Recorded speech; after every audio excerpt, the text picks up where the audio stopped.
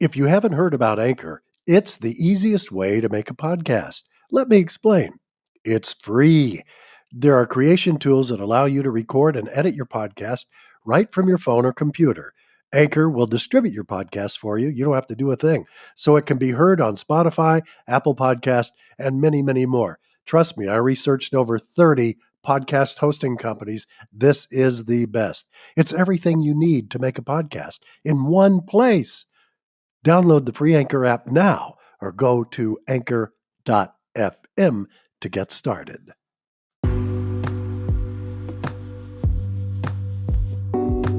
Well, as we all know, or you may not know, radio is a theater of the mind. You can listen to it and make up in your brain anything you want to. It's almost like reading a book. Our program director, Dan Mason, suggested that we do something crazy using sound effects and create a fake parade in DC for Thanksgiving Day. They never have had a Thanksgiving Day parade in the nation's capital. So he said, why don't you guys record your show for Thursday so you can have Thanksgiving with your families and then just create a fake Thanksgiving Day parade.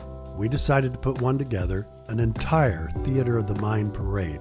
We promoted it for about 2 weeks before the event so that we could stir up the monkeys just a hair. Well, by the time Thanksgiving Day came around, callers blew out the request lines, trying to find out where the parade was. Where is it located? We've been down by the White House. We don't see it. What's going on? We embellished everything.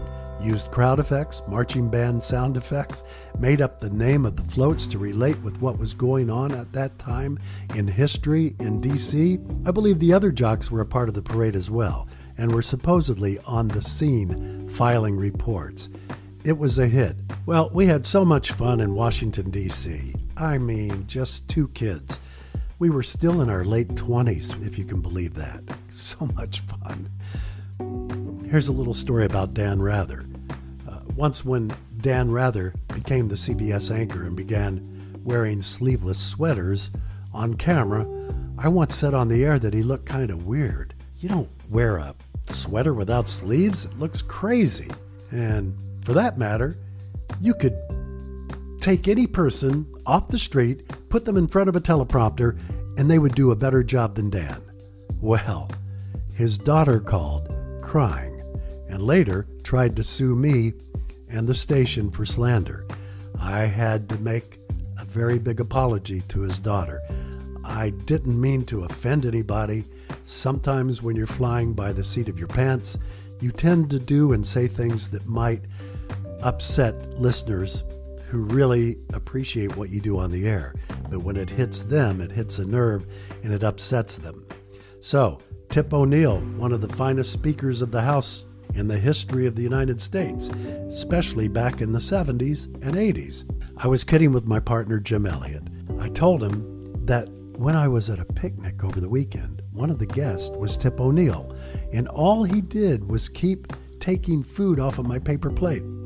I was kidding, of course, and trying to relate because that's when there were a bunch of fat jokes about Tip O'Neill. Well, that was really uncalled for to make a little 5-year-old granddaughter cry. I put the little 5-year-old on the air, and before the end of the interview, we were all crying. That was the magic of Elliott and Woodside. We were allowed to be ourselves, and sometimes we did things we shouldn't have done, and that was really uncalled for to make a little 5-year-old granddaughter cry. Tip O'Neill was a hell of a good guy. But note to self, if he were still alive, I would suggest that you never stand next to him at a barbecue picnic and turn your head away from him, or he'll take your barbecue. So let's talk about Chip Carter, the White House. One of my favorite things that I did was when I paraphrased an article in the Washington Post about Chip Carter having an affair with a DC socialite in the private quarters of the White House. It was also, I believe, in the New York Post and in some of the rag newspapers at the time. So I just took all of the information out and rewrote it and put it to my style, put it on the air, and my God, the heavens opened up. I got sued for $4 million. It took 5 years back and forth with attorneys from both sides before it was settled out of court for a mere $30,000. It was crazy, crazy. So your tower is in Maryland, but you broadcast in D.C., Maryland, and Virginia. So I got subpoenaed 3 separate times at the radio station at 6 a.m. in the morning. Knock, knock, knock. The red light goes off. You go out into the lobby to see who's at the door. It's a nice guy. He says, hey, he's waving. He says, can you let me in? Sure. He said, hey, are you Scott Woodside? I said, I sure am. He said, here, this is for you. Damn subpoena. It was horrible. It seems like I was always in trouble, but I think that's what helped with the ratings. We're just like 2 little kids trying to get in trouble, but not too much trouble. I think as time went on, I was labeled as a loose cannon because they never knew what I was going to say. So here's what I will say about the glory days at Wpgc and Q107. You could put Elliott and Woodside in a studio right now, and we'd have the same success that we had before. Why? It's simple. Chemistry. That's the answer. Program directors constantly put morning show teams together without much luck. They don't last long. Here today, gone tomorrow. Why? There's a lack of chemistry. You can't sprinkle it on 2 people when you hire them and hope for the best. It doesn't work.